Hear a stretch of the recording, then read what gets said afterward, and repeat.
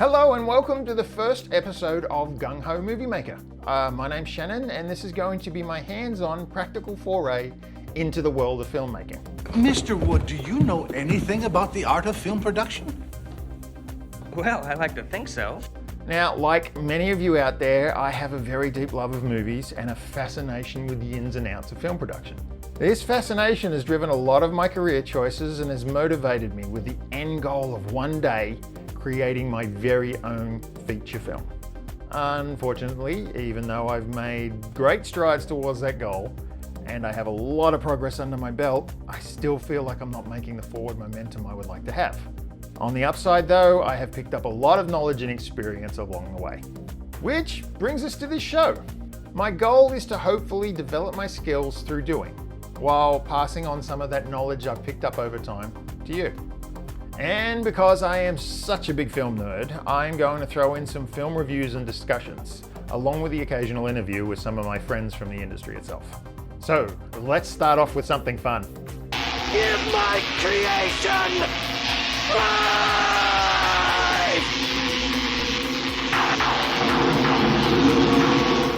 This is an effect I've been wanting to try for a while. I've seen this done in a bunch of cartoons and movies I used to watch when I was a kid.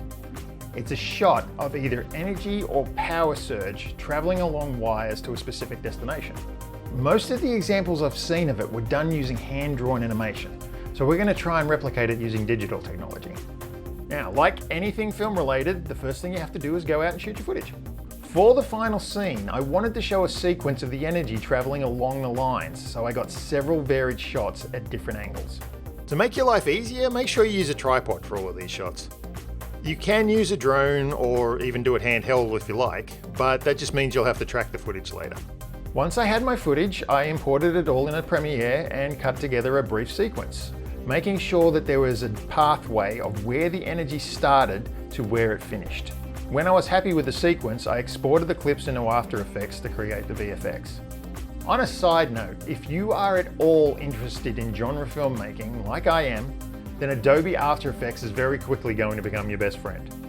This program is complicated and there's a lot to it, but it is really worth your time to learn how to use it. To get the effect I wanted, I used Video Copilot's Saber plugin. This is a great plugin that is completely free to download and use from Video Copilot's site. I'll put the download link along with a link to a tutorial on how to use it properly down below in the description. I know After Effects can do lightning, but in all honesty, it sucks and it's no use for what you want from this effect. Now, using Saber, I animated a traveling energy beam that moves along the power lines, having the energy tail decay as it moved along. There were a few moments where I had to mask off certain areas so it looked like the energy was traveling either behind poles or coming out from behind buildings. To add a little bit more interest and texture to the sequence, I downloaded a collection of electricity and energy explosions from the Production Crate website. Now, Production Crate is a great asset for visual effects, as they have hundreds of digital assets you can use to enhance your videos. They do have a free collection, but for a small subscription fee, and yes, I know everything is subscription nowadays, but it gives you access to all of their assets, sound effects, and royalty-free music. And for the record, I'm not being sponsored by either Production Crate or Video Copilot. These are just some great sites I've gotten a lot of use out of over the years. Now, after I added some more elements to some of the shots, lining them up with the footage below, I exported all the clips and moved them all back into Premiere. This turned out to be one of the hardest aspects of this entire project, as I had a lot of issues trying to export my footage. I wound up having to use Adobe Media Encoder to export the files so I could use them. The final step was adding some sound. Now, the best way to always sell your visual effects is by adding sound effects. Make your footage look great by sounding great. Once that was all together, this is what the final clip looked like.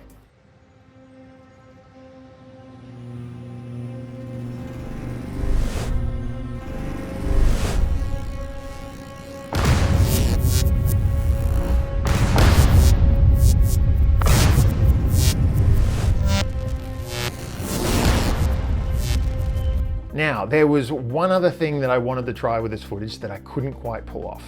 For the last shot, I wanted to try and replicate the monster effect from the movie Forbidden Planet, where the creature from the id comes through the energy fence and is lit up by the electricity of the fence.